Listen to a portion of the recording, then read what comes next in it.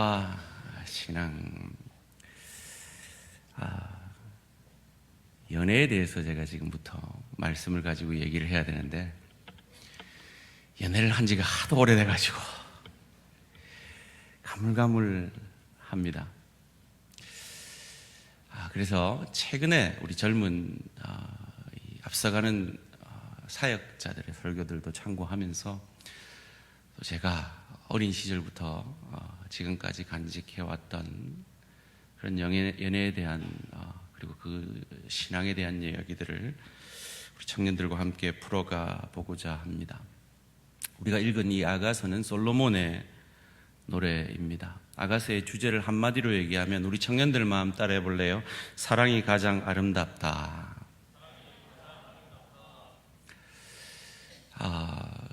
우리 조용필 옹이 여러분 아는 바운스라는 노래를 하기 전에 목사님도 어릴 그때에 이런 노래를 했습니다. 사랑을 누가 아름답다 했는가라고 말이죠. 뭐가 맞는 말일까요? 아가서는 사랑이 가장 아름답다고 하고 우리 조용필 옹은 누가 사랑을 아름답다 하대 라고 하는데 무엇이 맞는 이야기일까요? 저는 우리 청년들이 마음속에 가지고 있을 그 질문들에 대해서 답해보고자 노력을 해보고자 하는데요. 아마 청년들은 이런 질문들을 가지고 계시리라 생각합니다. 목사님, 어떤 연애가 좋은 연애일까요? 제가 지금 연애를 하고 있는데 정말 제가 하고 있는 연애는 괜찮은 연애일까요? 이 사람과 계속 해야 될까요? 멈추어야 될까요? 이 사람과는 이별하는 게 낫지 않을까요? 저는 연애를 하고 싶은데 연애를 잘하려면 어떤 준비를 해야 할까요?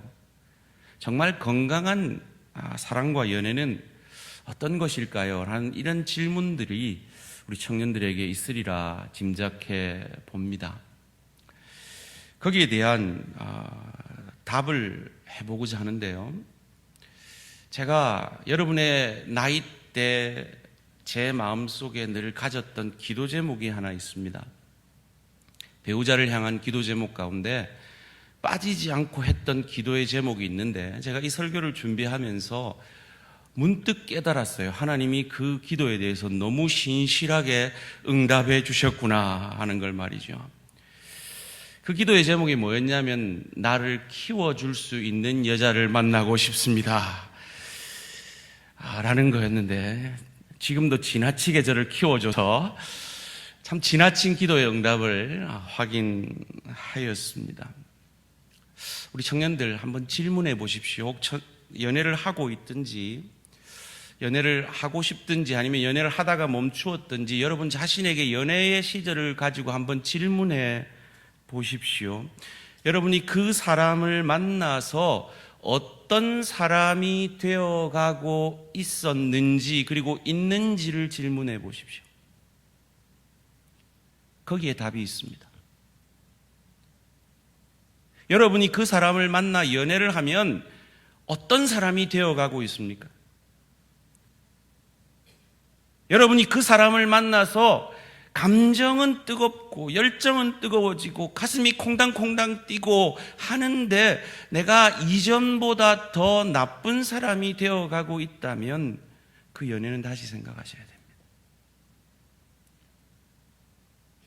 그런데 여러분이 그렇게 막 뜨겁지도 않고 그렇게 막 대단하게 콩당거리지도 않는데 저 사람과 만나면 내가 좋은 사람이 되어가고 있다라고 느낀다면 그 연애는 하나님의 뜻에 합당한 연애일 가능성이 많이 있습니다. 저는 연애와 신앙의 공통점에 대해서 생각해 보고자 하는데요. 그 공통점 되어감입니다. 변화되어 갑니다. 연애도 사람을 변화시키고요. 신앙도 사람을 변화시킵니다. 어떤 변화를 이 신앙과 연애의 과정 속에서 경험하게 될까요? 연애와 신앙의 공통점 처음은요, 반드시 겨울을 만난다라는 것입니다. 여러분의 신앙에 있어서도 그렇고 여러분의 연애에 있어서도 그렇고 반드시 여러분은 겨울을 만나게 될 것입니다. 연애를 막 시작한 우리 청년이 있다면 미안합니다. 곧 겨울이 옵니다. 제가 대학 시절에 한 가수가 저희 대학교에 와서 콘서트를 했는데 지금도 그때가 잊혀지지가 않아요. 김종서라는 가수였는데요. 그 가수가 와서 겨울비라는 노래를 부르는데 어찌 그렇게 잘 부르든지 가사가 대충 이래요. 겨울비처럼 슬픈 노래를 이 순간 부를까? 우울한 하늘과 구름 1월의 이별 노래. 연애도 신앙도 반드시 비 오는 겨울을 만납니다. 그리고 제가 상담 공부를 할 때 제가 충격적으로 받았던 한 가지 사실은 수십 년 동안 미국에 있는 수많은 커플들을 대상으로 조사를 했더니 어떤 커플들이 이혼하지 않고 잘 사는가 했더니 딱 한 가지 요소가 공통점이 있었습니다. 그것이 뭐냐면 갈등 해소 능력이 있는 커플이었습니다. 겨울을 만났을 때, 겨울비를 맞을 때 갈등을 해소할 수 있는 능력이 있는 그것이 건강한 연애고 건강한 결혼이라는 겁니다. 혹 지금 연애를 하고 있는 우리 친구들이 있다면 아마 여러분은 지금 여러분 내에서 발생하고 있는 도파민에 속고 계신 겁니다. 이 네이처지에서 실제로 이 도파민이라는 물질을 발견했대요. 언제 이 물질이 많이 생성되냐 했더니 첫 키스할 때, 첫 사랑 고백 받을 때 눈물 흘리는 이유가 여기에 있대요. 호흡과 심장 박동이 빨라질 때 설레는 호르몬으로 알려진 이 도파민이 발생된다는 거예요. 그런데 이 생로병사의 비밀이라는 프로에서 이 도파민에 대해서 연구를 했는데요. 그래서 연애 100일째 되는 커플을 대상으로 900일간의 이 커플의 연애 기간 동안 도파민이 얼마나 발생하는지를 조사를 했더니 이 5쌍의 공통점이 900일이 지나니까 그 어떤 사람의 뇌에서도 도파민이 발생을 하지 않더라는 거예요. 미국 사람들에게 교사를 해봤대요. 8,000명, 5,000명을 대상으로 평균 조사를 해봤더니 사랑에 빠진 연인들은 평균 18개월에서 30개월 지나니까 뇌에서 도파민이 더 이상 발생하지 않더라는 겁니다. 여러분의 설레임은, 그 연애의 설레임은 곧 겨울이 온다는 겁니다. 곧 그쳐진다는 겁니다. 어떤 연애가 건강한 연애입니까? 어떤 신앙이 건강한 신앙인입니까? 그 겨울에도 함께 할 수 있는 신앙, 그 겨울에도 함께 할 수 있는 연애가 건강한 연애입니다. 여러분, 이건요 하나님의 축복입니다. 제가 지금도 저희 아내를 보면 가슴이 콩당거리고 하면 저 심장병 걸려서 벌써 죽었을 겁니다. 그런데 저는 이전보다 제 아내를 더 사랑합니다. 그 사랑은 설레임이 아닙니다. 그 사랑은 신실함입니다. 책임입니다. 그 사랑은 자신을 드림입니다. 혹 연애를 하고 있는 우리 지체들, 우리 청년들 가운데 그 사람을 만나면 가슴이 콩당콩당 뛰고 너무너무 좋은데 여러분의 신앙이 떨어지고 있습니까? 여러분이 애걸복달하면서 카톡에 일자가 없어졌는데 왜 이 오빠는 내한테 카톡을 안 하고 있지? 이러면서 가슴을 졸이면서 밤을 새워가고 있습니까?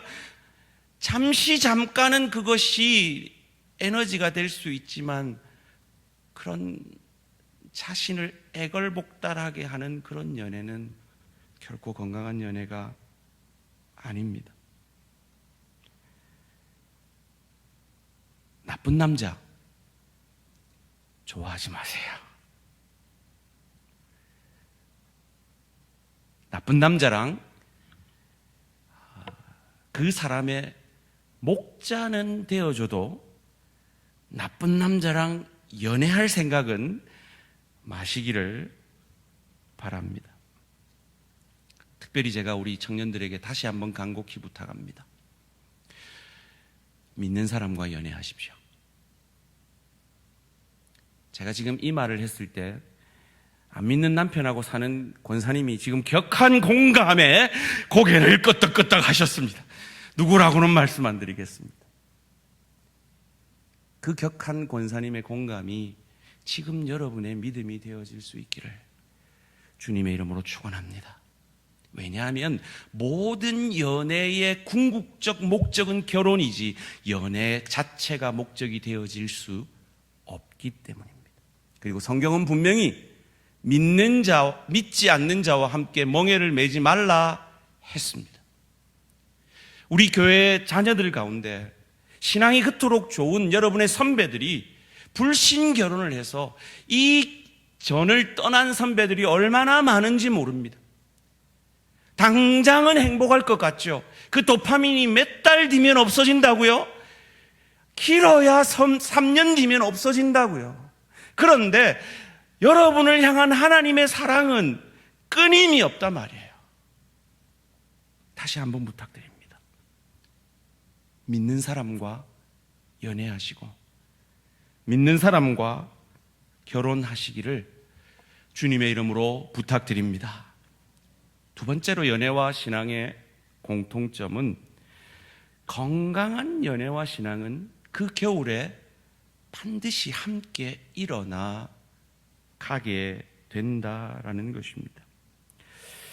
겨울이 반드시 옵니다. 아가서 2장 11절이 이렇게 말하고 있습니다. 겨울도 지나고 비도 그쳤고 사랑에는 반드시 겨울이 비 오는 겨울이 온다는 거죠. 그런데 진정한 사랑은 진정한 신앙은 그때 함께 일어나 걸어갑니다. 2장 10절 아가서에서 가장 유명한 구절이죠. 함께 우리 청년들만 읽겠습니다. 시작.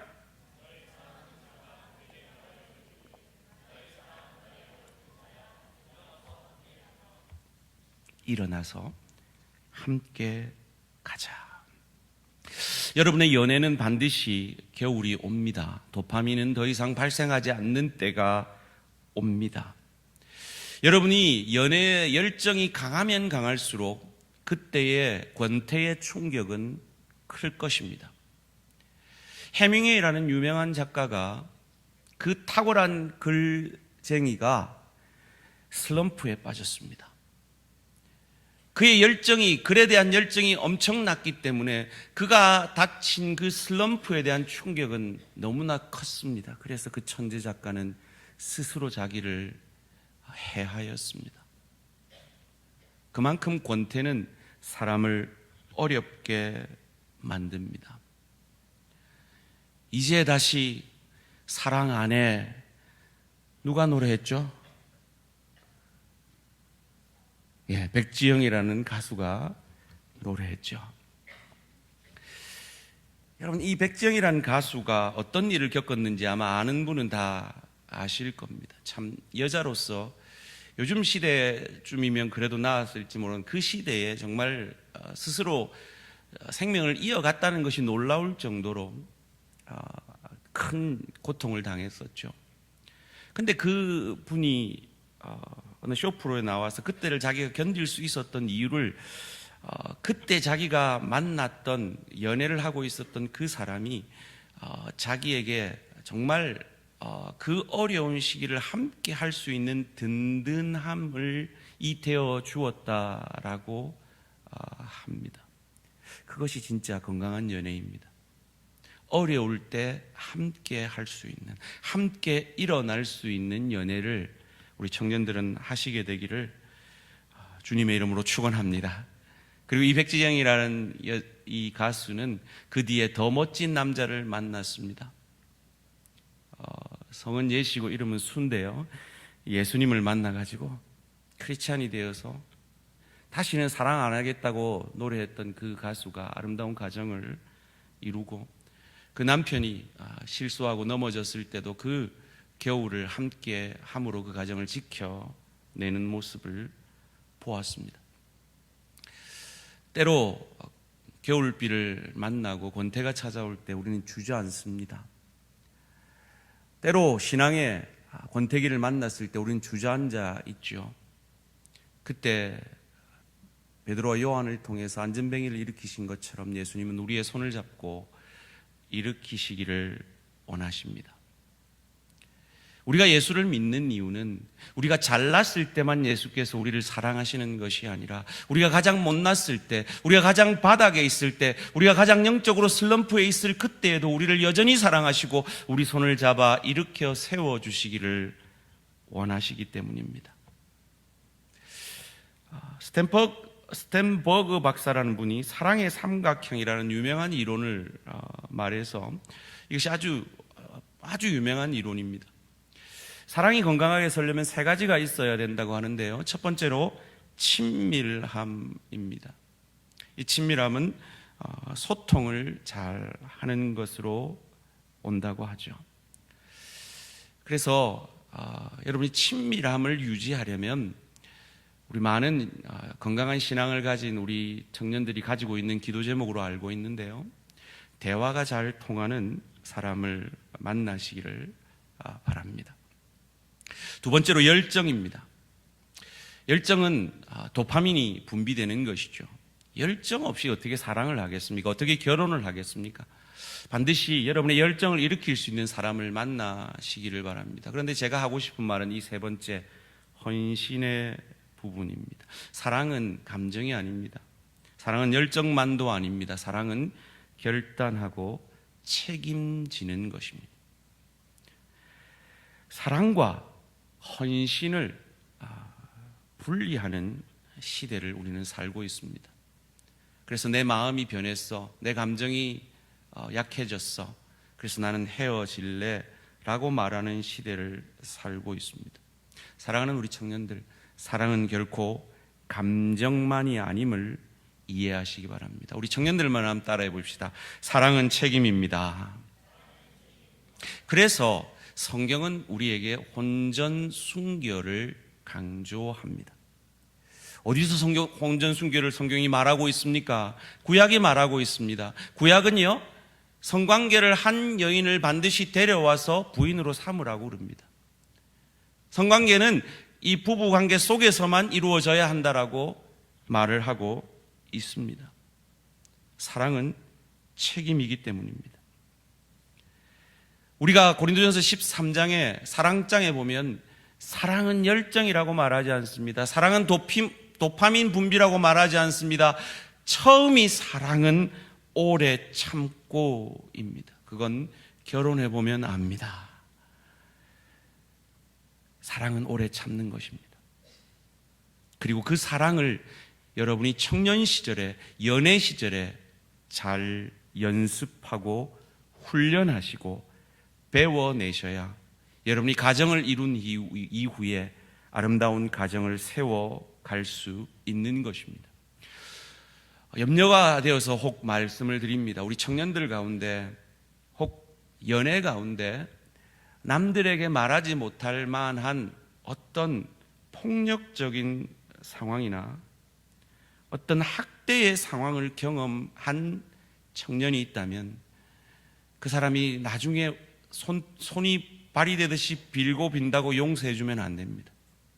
그런 사람하고는 진작에 끊어내어야 합니다. 왜냐하면 헌신은, 사랑의 가장 큰 요소인 헌신은 상대가 더 행복해지기를 바라는 마음이기 때문입니다. 그것이 바로 예수님의 마음입니다. 그러기에 이 사랑은, 이 연애는 신앙과 비슷한 것입니다. 마지막으로 연애와 사랑, 신앙의 공통점 세 번째는, 건강한 연애와 신앙은 당사자만이 아는 영역이 있다라는 공통점이 있습니다. 아가서 1장 2절에서 4절은 이렇게 우리에게 말해주고 있습니다. 내게 입맞추기를 원하니 내 사랑이 포도주보다 나음이로구나. 내 기름이 향기로워 아름답고 내 이름이 쏟은 향기름 같으므로 처녀들이 너를 사랑하는구나. 왕이 나를 그의 방으로 이끌어 들이시니 너는 나를 인도하라. 우리가 너를 따라 달려가리라. 우리가 너로 말미암아 기뻐하며 즐거워하니 내 사랑이 포도주보다 더 진함이라. 처녀들이 너를 사랑함이 마땅하니라. 여기서 제가 주목하는 건 왕이 나를 그의 방으로 이끌어 들인다라는 야리꼬리한 말입니다. 이게 야리꼬리한 말 같지만 여러분, 왕의 침실에 누가 들어갈 수 있습니까? 아무도 들어갈 수 없습니다. 연애는 이와 같이 연애 당사자 두 사람만이 아는 밀도 있는, 집중력 있는, 서로에게 집중하는, 그래서 서로만이 아는 어떤 아름다운 신뢰의 근거를 만들어낼 수 있는, 그것이 건강한 신앙입니다. 마찬가지로 신앙도 다른 사람은 몰라요. 근데 나와 하나님 사이만 아는 그 무엇, 그 나와 하나님 사이에서 경험된 그 무엇이 우리의 신앙을 겨울 비를 맞으면서도 견딜 수 있게 해 주는 것입니다. SNS 시대를 살고 있는 우리 청년들에게 사랑을 보여주는 사랑에 대한 유혹을 많이 받는 것 같습니다. 나는 이렇게 잘 연애하고 있어. 실컷 죽으라고 싸워놓고 말도 안 하면서 친구들에게는 여전히 아름다운 사랑으로 포장하려는 그런 유혹들이 여러분에게 있을지 모르겠습니다. 아닙니다. 남들이 모르는 그와 나만의, 그래서 내가 저 사람에 대해서 신뢰할 수 있고 저 사람과 평생을 함께 할 수 있을 만한 그 어떤 무엇이 서로 간에 있는 그 연애가 건강한 연애이며 그런 신앙이 건강한 신앙인 것입니다. 그래서 사랑은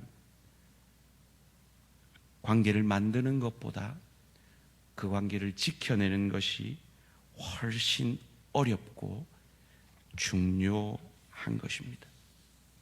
여러분, 연애를 하고 계십니까?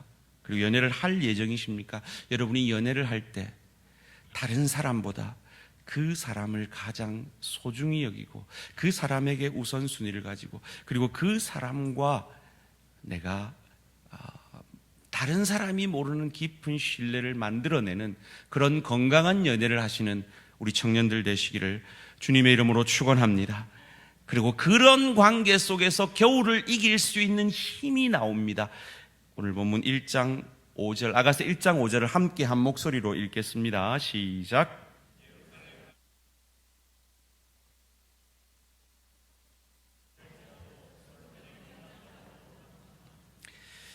게달의 장막이 무슨 말일까요? 이 게달이라는 건 이스마엘 후예의 가장 작은 종족의 이름이라고 합니다.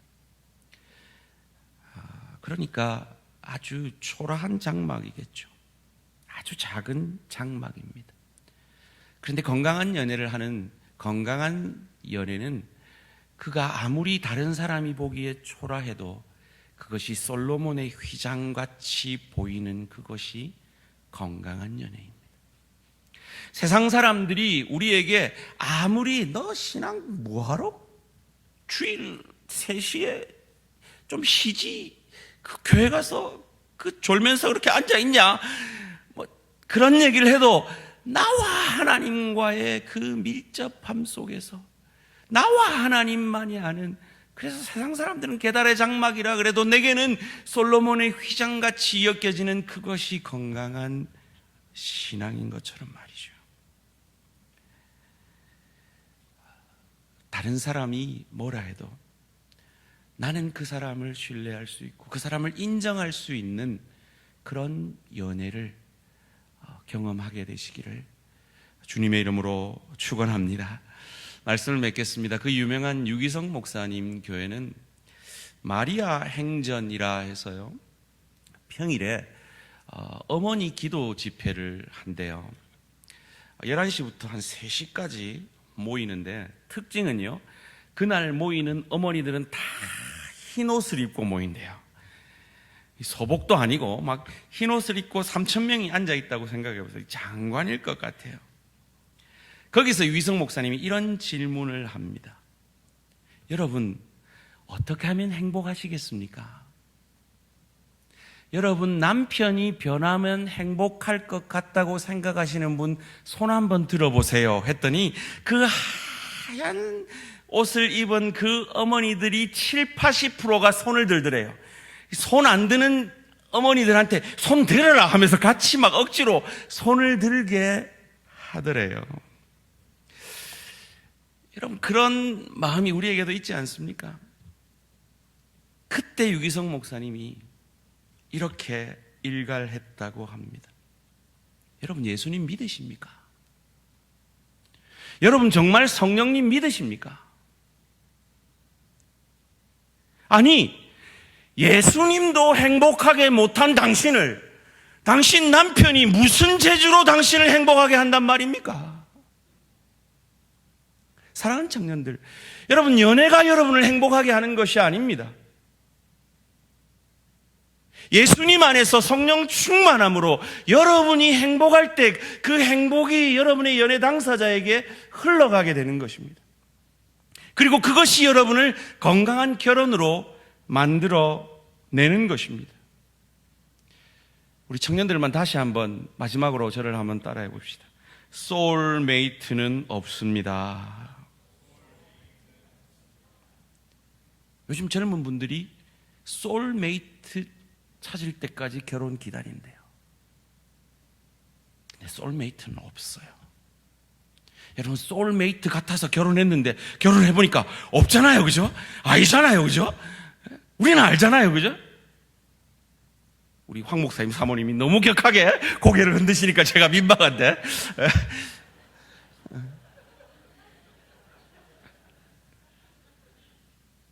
그런데 우리 황 목사님 부부는 소울메이트가 되어가고 계십니다. 소울메이트는 발견하는 것이 아니라 되어가는 겁니다. 빚어져 가는 겁니다. 어떻게 해요? 이기적인 내 욕심이 아니라 나를 나보다 더 사랑하신 예수의 영이신 성령으로 충만함을 입어 내가 변화되어짐으로 내 배우자가 변화되어져 가는 그것이 건강한 연애요, 건강한 신앙이요, 건강한 결혼 생활입니다. 그런 의미에서 타고난 신앙인도 없습니다. 그래서 여러분은 제자 훈련을 받으셔야 됩니다. 곧 신청 공고가 납니다. 방금 우리 청년들이 뭐라고 노래했습니까? 부모님을 통해 갈보리로 갈래요. 뭐 엄마를 통해, 아빠를 통해 갈래요. 엄마가 제자 안 되고 아빠가 제자 안 되면 적어도 제자 안 된대요. 큰일 났습니다. 제자로 빚어져가는, 그래서 우리 청년들에게 신앙생활은 저렇게 하는구나, 정말 결혼생활은 저렇게 멋지게 하는 거구나. 참, 우리 아들, 딸이 저기 앉아 있어가지고 제가 이 말을 하기에 상당히 부담스럽지만,